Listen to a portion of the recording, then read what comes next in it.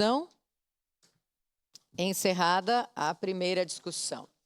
Em segunda discussão e votação, projeto de lei número 155/2024, contido no processo número 196/2024, de autoria do Poder Executivo, que inclui o Horte Serra no calendário oficial de eventos do município de Caxias do Sul. Relatora, a vereadora Gladys Frisso, com a palavra a relatora. Eu peço dispensa por já tê-la feito anteriormente, senhora presidente.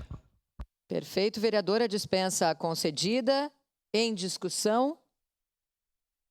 Encerrada a discussão, em votação, solicito então às vereadoras e vereadores que registrem os seus votos.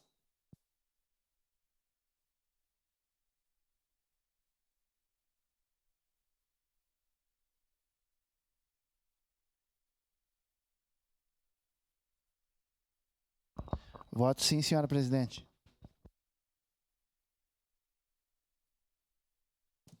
Vereador Sandro Fantinel, no microfone, vota sim.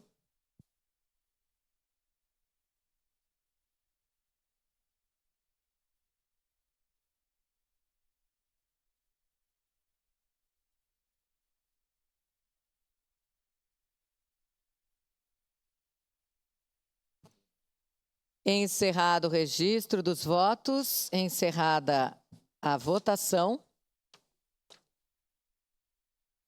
O projeto de lei número 155/2024 foi aprovado por unanimidade das vereadoras e vereadores.